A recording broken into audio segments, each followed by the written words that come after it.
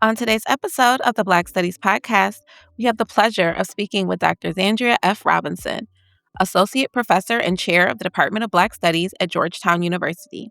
She is a writer and ethnographer working on race, gender, sound, and spirit at the crossroads of the living and the dead. A native Memphian and classically trained violinist, Robinson earned the Bachelor of Arts in Literature and African American Studies and a Master's of Sociology, both from the University of Memphis, and a PhD in Sociology from Northwestern University. Robinson is the author of This Ain't Chicago: Race, Class, and Regional Identity in the Post-Soul South, an ethnography of Black cultures and identities in post-civil rights Memphis, which won the Eduardo Bonilla-Silva Outstanding Book Award from the Division of Racial and Ethnic Minorities of the Society for the Study of Social Problems. She is co-author of Chocolate Cities, The Black Map of American Life, an examination of development, diversity, and convergence in U.S. Black communities across the 20th century, that earned the Robert E. Park Book Award from the Community and Urban Sociology section of the American Sociological Association. Her memoir essay, Listening for the Country, was nominated for a National Magazine Award, and her essay, Tyre Nichols Has a Beautiful Life, earned a National Association of Black Journalism Award. She is a 2024 McDowell Fellow and the 2025 recipient of the Edward B. Bunn S.J. Award for Faculty Excellence from Georgetown University's College of Arts and Sciences. Robinson's popular writing on race, place, and music, as well as her ethnographic profiles of the living and the dead, can be found in several places, including Rolling Stone, Scallywag, Believer, Oxford American, the New York Times Magazine, and Glamour. Robinson is past president and longtime executive committee member of the Association of Black Sociologists and serves as contributing editor to the Oxford American. She is at work on a memoir, Listening for the Dead, to be published by Farrar, Straus, and Giroux. Hello, everyone. Welcome to another episode of the Black Studies Podcast. Today, we have the pleasure of speaking with Dr. Zandria Robinson, Associate Professor and Chair of the Department of Black Studies at Georgetown University. How are you doing today, Dr. Robinson? I'm doing well. I'm doing so well, Dr. Newby. Thank you so much for having me. Well, thank you so much for being here. I'm really excited to talk to you. So, how did you get into Black Studies, and what keeps you doing that work?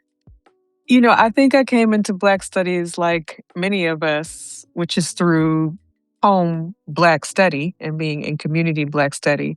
My parents are civil rights generation folks with Mississippi roots, and our home was full of Black books. Our home was full of conversations about Black life, about Black experiences, about inequality, about race. And I mean, we kind of grew up understanding experiences of Black life, I think in ways that when I became an adult and I would meet Black people who had different coming of age experiences, I realized that I was raised a little a little bit different. And because one of my earliest memories is of my father coming home with a broken nose. And he had been beaten by the Shelby County Sheriff's Office along with several other men. And the NAACP, the local NAACP eventually did a lawsuit and they won against the Shelby County Sheriff's Office. But I just remember him coming in, nose broken, hearing about, hearing that the police were involved, and just understanding and knowing that this was something that had happened that was wrong to my father, and that it had happened to him because he was Black. And I think, those kind of experiences on top of like hearing ad infinitum stories about sharecropping and lynchings and what white folks was doing in Mississippi. And it just really was a space in which, Black studies was inevitable for me. It was so much a part of my coming of age because even though all these things would happen, these violences, these stories of just brutal inequality, there will also be, stories of resistance and stories of resilience and, so much poetry and literature in our house as well, and music. And there was an ecstatic kind of joy to being Black, this idea that we did not bemoan our Blackness, we chose it, um, that it was noble and moral, and that we have more responsibilities as Black people. So this was the kind of environment that I was raised in, and my interests in school were in sort of middle school and high school were Black literature because that's what I was reading at home, and I continued on in literature and majored in literature in college, and I was one of the first class one of the first classes to graduate with a degree in African and African American studies from the University of Memphis because it had just been created. And it was like many majors during that time that were being created during that time um, in the late 90s and early 2000s, where if there had maybe been a program for many years, but there hadn't been a major. And so and the major itself was like many of these majors that are created. You take so much from sociology, you take so much from political science, and so you're taking the Black courses in, communications and so forth. And and there's a sort of guiding intro and theory and methods that you take. And I think then I'm introduced to a field, right, that I didn't know existed. And, like Milana Karenga and all these, I didn't know about any of these kinds of aspects of Black studies. I'm kind of just, experiencing the Carter G. Woodson home Black study. And so that was such a time for me to be able to both think about the continent of Africa, to think about the Black Atlantic and learn about this idea of the Black Atlantic, and then to think about the work that had been done in this field on Black folks. It was deeply transformative, and I was also doing Black literature as well. So that's kind of how I entered into the space in terms of formal academic training, as it were, and then you couldn't get me out of it. I was I was I revived our Black student organization. It was called Sankofa. It was the student organization of African and African American Studies, and I became the graduate student advisor for that, and I was just a deeply feisty, um, advisor. And I'm sure everybody who worked in student affairs at that time was sick of me because I was like, y'all not doing real Black shit. I mean, keep in mind, I'm like 20. I'm 20 or 21. I'm like, y'all niggas is not real. Y'all want to step. We need to be doing a revolution, so that was kind of, or at least we need to be doing reading groups. We need, y'all need to be reading. We not reading together, This was, this was kind of my stance. And when I was thinking about going into graduate school, I actually came to sociology through the African and African American Studies major because I had to take a course in sociology and I took racial inequality. And that course gave me language, um, theoretical language to think about stratification and to think about inequality. It gave me um, ways to understand and read statistical analyses about racial discrimination and racial inequality. And I felt that that was a key, Mhm. being able to speak in this language, to be able to talk in this language. I felt there was like a theoretical heft to it that complemented what I was doing in Black studies because, a lot of my interests were cultural studies. Even to this day, I will say that I'm just basically a cultural studies scholar masquerading as a sociologist. um, and so, but sociology really gave me that bite, and the desire to go into graduate work in sociology was really a practical one. It was like, okay, um, let me gobble up this theoretical way of knowing and see what I can do there. But I was always already a little bit in contention with it because here, of course, race was a variable, race is a category. And there are, of course, robust analyses of race that are more Black studies focused or would be more Black studies friendly, I would say, in sociology. But for the most part, you have a lot of the field writ large doesn't do a really good job, in my view, of really thinking about race from various cultural perspectives, even though it tries. And and there are certainly, subsections of the field that do this very well. But so I was always kind of in tension with the field. But I wanted, this kind of information. So I was like, I'm gonna do this master's and then I'm gonna go back to literature because Black literature is what I do. And then when I finished that master's, it was like, well, you have all this coursework and it could go towards a PhD. But if you don't keep on in sociology, like you'll just throw all this coursework away. This is young people thinking. I am 22, okay?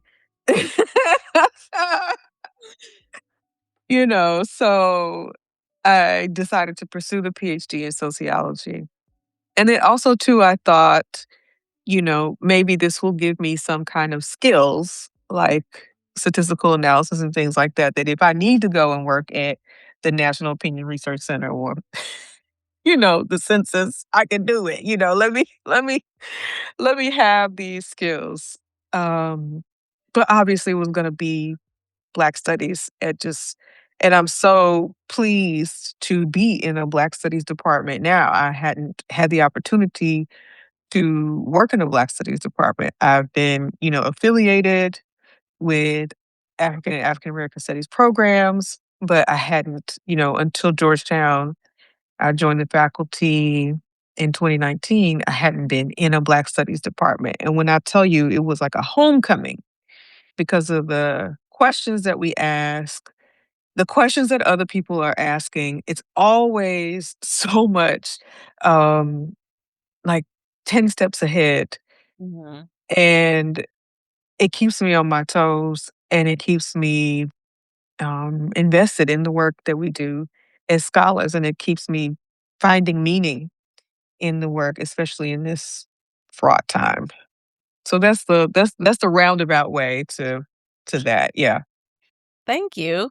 So you have your PhD in sociology, but Mhm. you said you consider yourself more cultural studies masquerade Mhm. sociologist. Yes. Yes. Um, but and then from Northwestern, which Mhm. is in the Midwest, which is a very particular space, Mhm. probably especially to come from Memphis too. Um, Yeah. so how do you situate yourself in Yeah. relationship to the multiple fields and disciplines that your work overlaps with? Yeah. You know, it's funny, I came to Northwestern, Chicago is the migration line right out of Mississippi and Memphis, so it's like a natural thing that I'm gonna go up north, up Mhm, to the Midwest, to Chicago, and I hadn't lived outside of the South, and it was so striking to me, the way that people made regional difference because to me the South is the world. We are everything. You're not Black, unless you that's mhm, just my understanding of the world.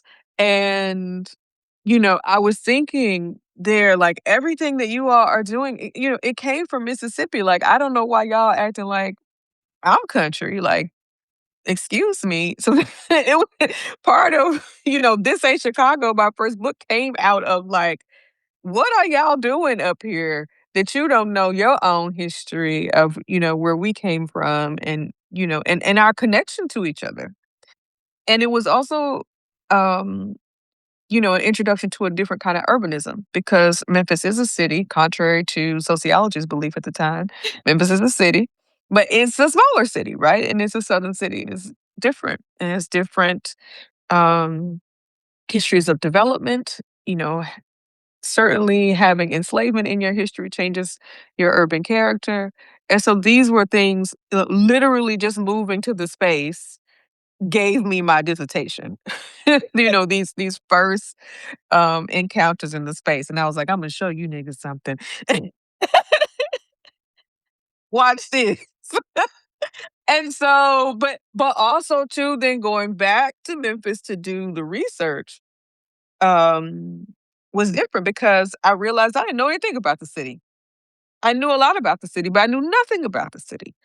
And every interview was a learning experience where I'm getting deeper and deeper into how other people are thinking about region because they have, cousins that are coming back and forth and, they're having these they themselves have gone back and forth and they're having these experiences.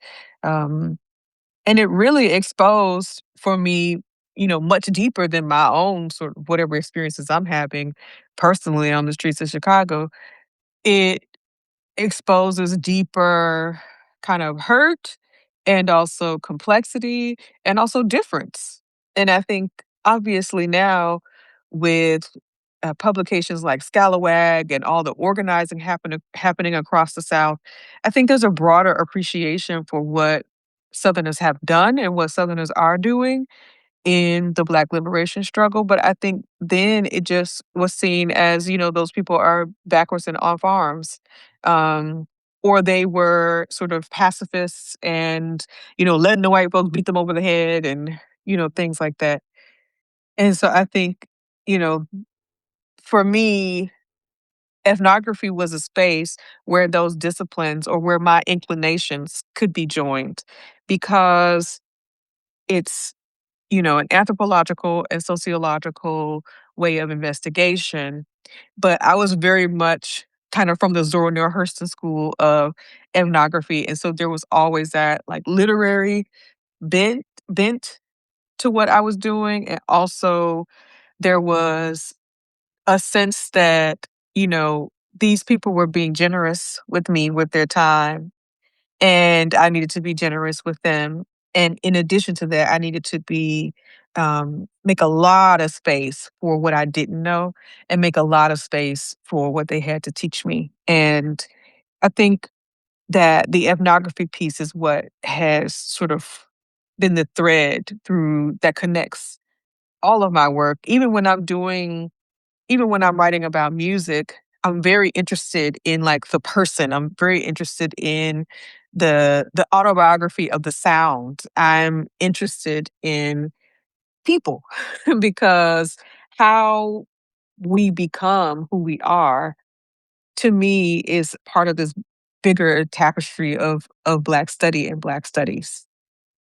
Black folks have a long tradition of memoir of sorts, whether it's letter writing, whether it's um, slave narratives, Mhm. all of these ways that we have tried to say, okay, here is me. This is what had happened to me. And let me tell you how that may say something about this broader experience. And so I think that too, that kind of interest in character comes from literature, but it's also an ethnographic interest. I'm deeply interested in people and how they're theorizing their worlds. And so for me, I think a lot of my work is informed by literature and literary theory and cultural studies. And the ethnography piece is that through line.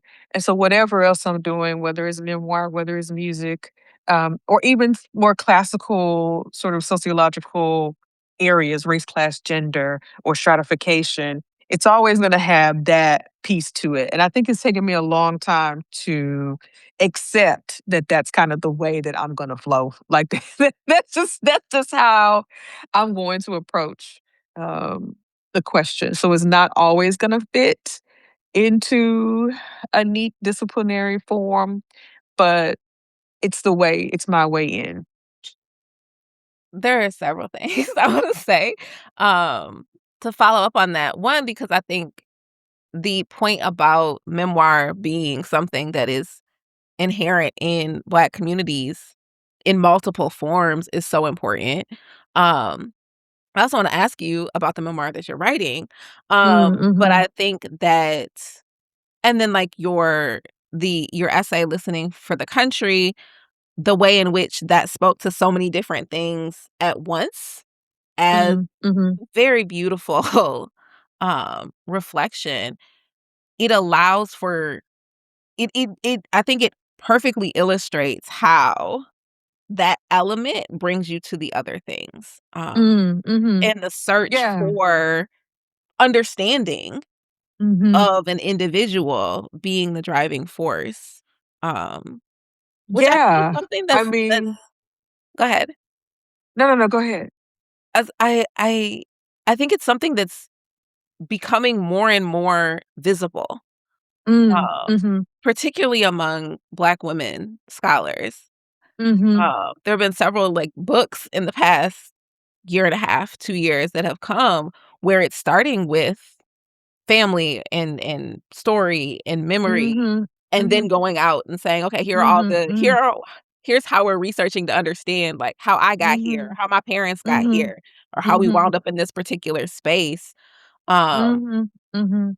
in a way that I don't think has been possible for so many of us without that work being started. Like, I think it's easier for like, my sister is getting her PhD right now, so it would be easier for her to integrate that and do a different type of research because of the work that you and other Black women scholars have been doing in that area to force that to be more accepted. You know, thank you so much for this question so much. Like, a couple of things. First off, I think that for us as Black scholars, whatever field that we're in, there's an accusation of me search. Mhm, And that haunts, and people are so eager to kind of shore that off, even if they say the thing, well, I know that nothing is objective. um but they I have read so many books, reviewed them or whatever, whether they're published or not, where the person has not attended to who they are and where they come from, mhm, and it deeply affects the work in a way that is embarrassing to Black people. mm, And I have thought to myself many times, we're past this. We are past this. Put yourself on a page, or that's the other thing too about this work. Black studies work requires you to do work on yourself, requires you to know yourself, because we don't have time for our egos or our unexamined aspects of ourselves to get in the way of our broader organizing, scholarship. We just don't have it. We don't mhm, have that time. And uh there's a great memoirist, Mary Carr, and she talks about um not wanting the reader to know something about you that you don't know about yourself, when you're writing on the page. Like, don't let them get in there and psychoanalyze you. mhm, You need to already have that worked out. You can't get everything. You can't get everything, but you gotta, and this is as true for memoir or literature or whatever as it is for sociology or any of the more, quote unquote, objective, scientific, quote unquote, fields. And so for me, listening for the country, I wrote that 3 weeks after my father died. My father died on jury duty quite suddenly, was sequestered on jury duty and had a heart attack. And Oxford American had called me um, shortly after that because they were doing their annual music issue was going to be on blues. And I said, well, I could do my usual sort of thing where I think about Bessie Smith to Janelle Monáe or something like that. I could do a blues woman's thing, blah, blah, blah. And then I said, or I could write about my dad. I found all these blues CDs in his truck. Some of them I had burnt for him and I didn't remember. And that became an investigation that, led me to think more deeply about the stories that he had told me about coming up in Mississippi. That led me to try to really account for his life, which I am still doing, you know, which led me to interviewing family members, which led me to family cemeteries, which led me to, and so just and there are so many of us doing this work right now, and I think it's just so deeply important. I think that even if somebody never publishes anything about their personal family history, that just having that knowledge is because it is Black study. How can you do Black studies if you don't have that knowledge about? I mean, you need to be able to run up and down your people the same way you can run up and down these theorists. You must be able to do that. Like, that's what you bring to the table. That's what you bring to we're all responsible to do this, especially if we have been so fortunate and privileged to be able to live a life of the mind. Yeah. We are responsible to do this work. And so I'm very pleased to see it happening, more in people's scholarship. And I think, that people should continue to lean on our traditions of memoir in Black studies. Um, and I think that Imani Perry has a good essay kind of thinking about um, the Black memoir. But I think we should all be sort of leaning into this tradition in this time, especially as I love social media. No, I don't. I don't be on there. But what I'm saying is that I know how things get popularized and sort of maybe bastardized or whatever on social, especially as that's happening. We are responsible as a people to make sure that we are doing the work that we're doing in integrity. We have to have an approach um, our family stories and ancestral stories with the same reverence, the same internal IRB that we're going to do with, you know, respondents that we're asking questions about asking questions of for a study. So yeah, that listening allowed me to um, really bring all the things that I have been doing and thinking, ethnography, music, sound, and the person or persons, really allowed me to bring those things together. And the memoir, Listening for the Dead, is about kind of my ancestral journey working with my father, my daughter's father, and my grandfather, and just kind of how I'm having these scientific existential crises when it's like, oh, here is a Black framing. Here is a Black way of being with and thinking about the world, and that's very contradictory to this kind of white science. Mhm. And these things go back to the Enlightenment. These things go back to, you know, how we think about perception. Like, I think, therefore I am, or I doubt, therefore I think, therefore I am. Um, and linking thinking and being. That's a problem. That's a fundamental epistemological problem that Black studies challenges Mhm. and says, well, there are lots of ways to think about being. There are lots of ways to think about thinking. Um, and so again, Black Studies is always a site that I'm going to return to and be in and come from. In fact, my sociology has always been driven by Black Studies.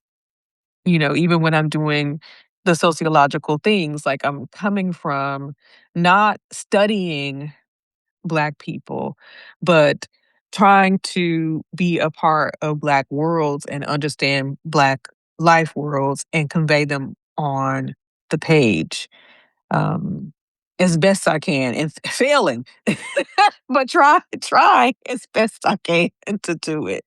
Yeah. It's a work in progress because we're constantly decolonizing ourselves from uh, the disciplines that we're trained in, that we're disciplined into. Yeah. And I mean, in this particular moment, there's a lot of other things happening. So Um, many, so many other things. so many things. All of the Many things. things. All of the things are happening. So how does your training experiences perspective, how does that impact your work pedagogically?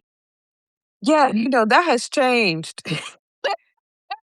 That has changed as all of the things have been happening. I taught my first class. I was the instructor of record for my own class for the first time in 2004, teaching intro to sociology.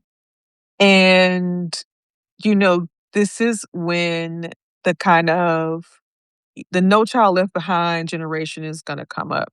And then after that, there's the recession generation and the '08 crash generation, and then after that there's kind of the social media generation, and then after that there's the fascism generation, and then there are all the changes that have been happening in the university and around the university over those time periods. And I find myself having to constantly um, return actually to Black study. I am having to return to the stories that I grew up with to convey them to young people in the classroom. And this wasn't something that I used to always do. But I'm like, "Oh, I need to tell y'all that my daddy was a sharecropper in Mississippi. I need to tell you what this was like as I learned it from him.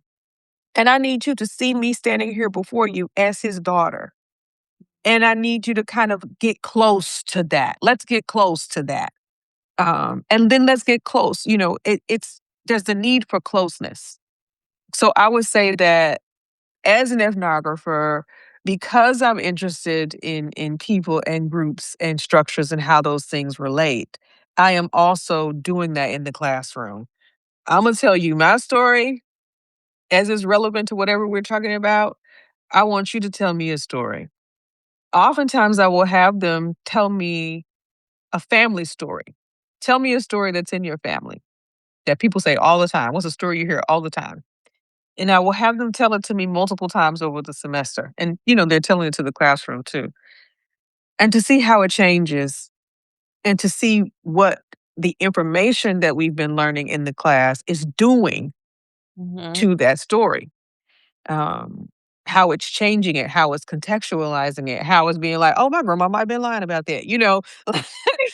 All of these kinds of ways that having new information can disrupt the easy stories that we've been told. And I think, Black studies is very much being charged with doing that right now because new stories, they're old stories, right? They're old stories. But new old stories, new old fashioned stories are here and now. And, you know, attempting to destabilize Black studies both on a discursive level and then also those stories are being used to disrupt it on institutional and financial levels. I mean, Black studies, as in fields in academic institutions. But what they cannot disrupt is Black study. But if we as a people are not engaged in it, I mean, it's striking to me how much now young people don't know about themselves and their family stories and their family histories. And this is Black students included. Yeah. It's very striking to me. And pedagogically, this is a problem that I want to solve because I need to know where you're coming from. Even if you don't know where you're coming from, I need to know where you're coming from so I can know how to teach. I think I used to come in the classroom and just be like, "This is the information you need to know," and I'm I'm gonna make sure you know it. But now I'm like, let me figure out who is in the space and how they're in the space, and that's a lot more work. Yeah. It's a spiritual work. It's a discernment work. I mean, I never been so prayed up in my life because in terms of going into the classroom, because I feel a serious obligation to young people to equip them for the world in the ways that Black study and Black studies equipped me to even be sitting here talking to you right now, to have survived all the various things that I have survived. Like, I tell them, like, things will happen to you in your life. Yeah. And I want you to be able to have something to pull on. Yes, your God can be your strength or whatever, but, can I tell you about what Toni Morrison could do for you? You know what I'm saying? Like, can I tell you about what having a structural analysis could help you do in the midnight hour? So that's the kind of, obligation, a deep obligation that I feel. This, in addition to, like, baby, let's talk about tech. Let's talk about it. Let's talk about it. So, and part of this is when I first started teaching, my daughter was 1 and now she's 23. So she is, older than most of my students. And, the pedagogy that I've had to have with her as a parent, as these times have evolved and, the COVID generations and all of that. Um, that's some of the work that I do bring into the classroom too. I tell them, I say, I got one of y'all at home. I got a Gen Z at the house. Oh, I know a little bit about what y'all thinking. So yeah. I think that the the point about, like, students needing to know themselves and know their family histories, like, how you're coming to the space, and if you Yes. don't know that, you don't really understand, or you're gonna be very limited in your understanding Mhm. and ability to internalize the lessons from the information. Um, And your ability to engage with the fact that you do have something to add here. Because yeah. I think um there was a time where I would say this happened after the recession generation. I noticed that my students would just want me to tell them what the answer was going to be, Yep. because there is this fear, around employment, around the grades, around all of this, because there's this economic fear. And I'm like, no, we're talking about, like, I'm not just the person here just imparting the knowledge to you. I need you to bring to the table. And oftentimes, in order to foster that, I will say, all right, y'all are gonna bring in something to teach. It could be a TikTok, it could be a song, it could be that you're gonna bring in something to teach that's related to whatever the class discussion is, whatever the reading is that day, just so they can know, like, you are bringing knowledge, like, what, and even if you haven't fully analyzed it, the fact that it piqued your interest in some kind of way, let's talk about it.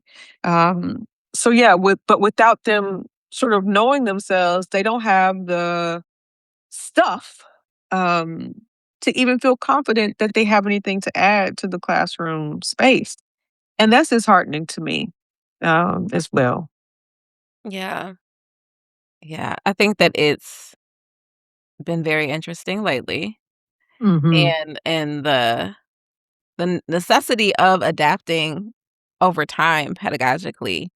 'Cause there's been a lot happening over the last couple generations, um, in university spaces. For Yeah. sure. I mean, I was on sabbatical this past academic year, and the conversations about AI were booming. And I had already gone to a model I call reading, writing, arithmetic, where we're going to read together in class, we're going to write together in class, and the arithmetic is critical thinking together in class. And I'm going to continue that. Um, but also knowing that I have to actually step back and talk about why it is that it might be important for us to do our own thinking, Mm, and what might be the pleasure that we can derive from doing our own thinking, from struggling with things, from arriving at conclusions. I'm really fascinated by, because I'm doing, this memoir on listening for the dead, and I'm really fascinated by, what scientists are saying about listening practices and how our constant having something in our ears impedes our mind's ability to wander, and that the wandering mind is where, the eureka moments happen. The Mhm. wandering mind is where something that is uniquely you comes to the fore. And to me, I think again that's why I'm quite interested in people's personal stories and memoir and family history and background and how all these things fit together.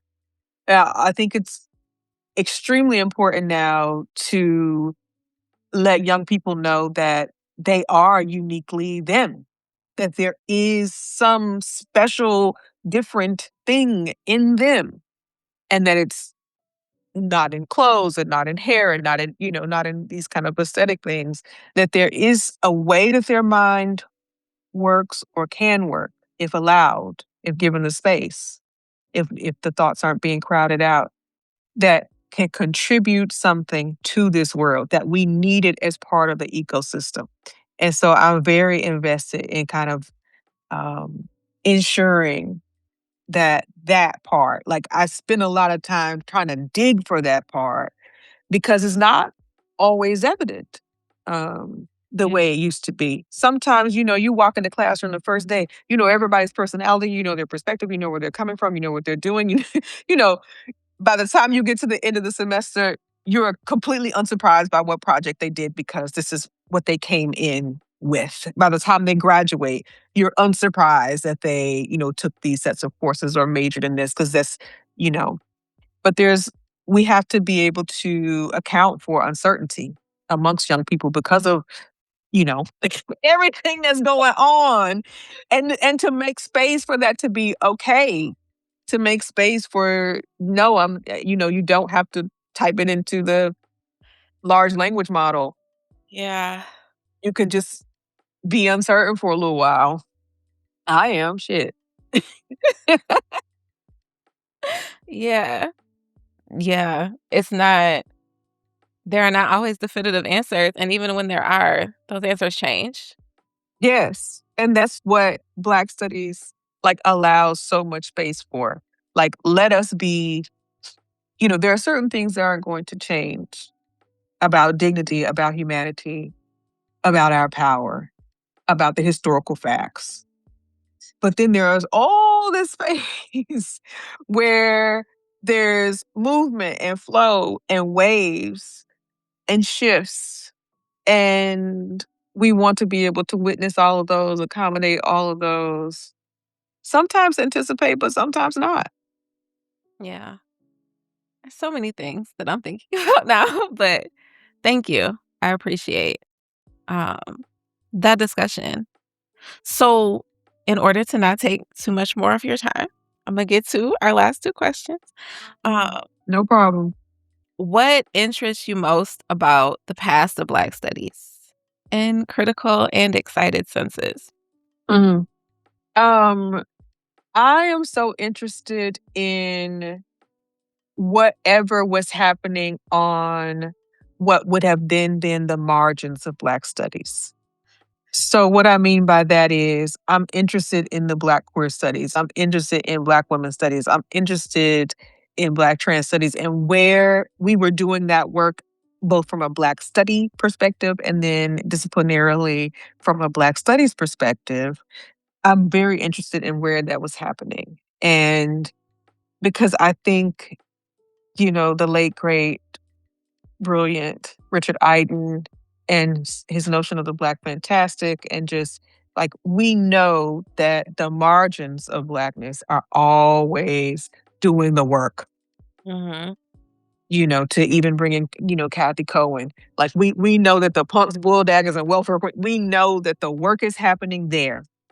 And I'm really excited to see what Black women historians are doing, sort of uncovering or going through the archive and bringing forward these women who led lives of Black study, lives that should be interesting to us, and that tell us something about the time, that illuminate things for us. I'm really interested in this. Um, And so that's exciting to me. And, I'm always, I don't know, annoyed. I mean, we're better as a field around gender and sexuality than we were because there's so many more um, queer people and women identified people and both working in the field in prominent spaces today. But I think that the we still have a patriarchy problem. Yeah. We still have a patriarchy problem, and I think where it manifests in a lot of different ways. But I think that one of the spaces where we see some of it, or I will talk about a theoretical space, is this kind of space between the quotidian, the everyday, and the big things that are happening. Mhm. And I think that the more that we can get into understanding that Black everyday life, that the quotidian, that the small things, quote unquote, are also doing the work of theory, are also doing the work of movement, are also doing the work of advancement, um, the more we will have a cohesive way of thinking about the challenges because people are living their challenges in the everyday. Yeah. you know, that's where we're living our challenges in the smallest of interactions. And I think we need more space for that. But I think that small interactions are seen as femme or queer um, in some ways. And it's not that femmes and queer folks haven't been, on large movement stages, on large organizing stages, and aren't, constantly being written and rewritten into histories that they were written out of. But I think to value all the ways and like at all levels that we live Black life. So that's a theoretical thing that irks me. Um, but I think things are changing. People are trying to find language Mhm. for it. There's work that needs to be done. There's a work that needs to be done. And this is why we are a wonderful field. We have such capacity for history and interdisciplinary thought that we can do it. If anybody can figure out the language to talk about the quotidian um, and to build on the work that's out there on it, Black studies can do it. Thank you. So that Mhm. kind of, if you want that to be the answer to the last question, you can have it be that. But Okay, I'll take um, it. because the last question I have for you was what interests and excites you about the future? Or maybe, where should Black studies be going? Hmm.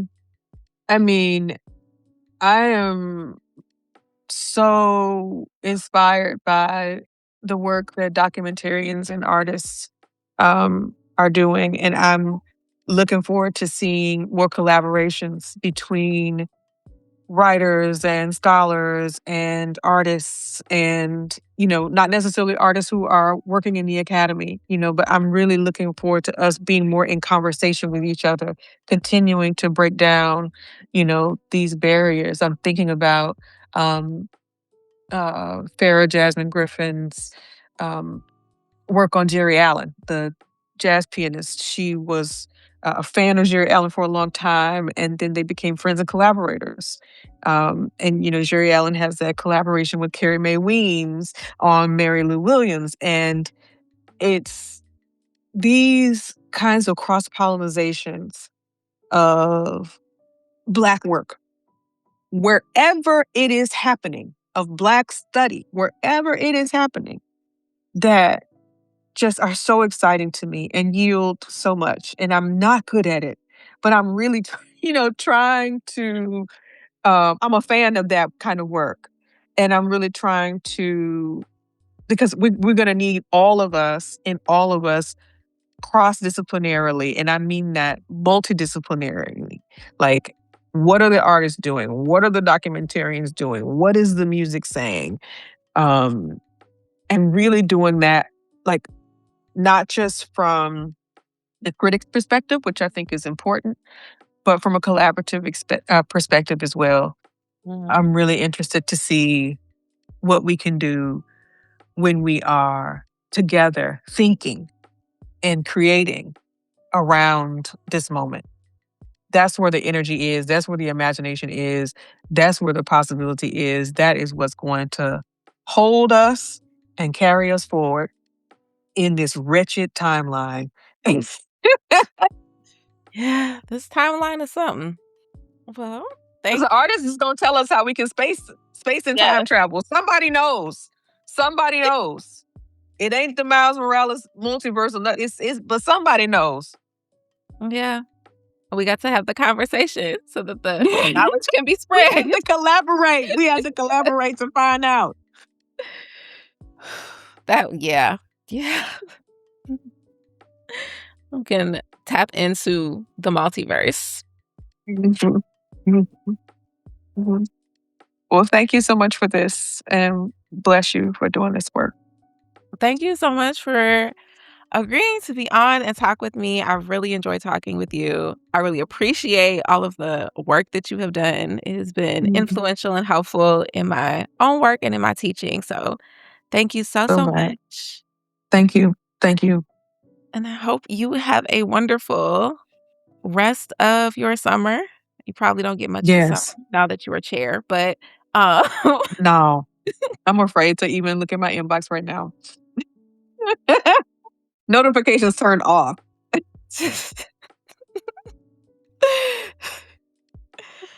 But well, I yeah, hope take it good is care of as yourself. thank you. I hope you are able to find time for yourself in the midst of the admin pileup that brings. Mhm. Somewhere in the multiverse, other Zandria is just chilling. Oh, thank you so much, Dr. Newby. Thank you. Have a great rest of your day. Take care. You too. Bye bye.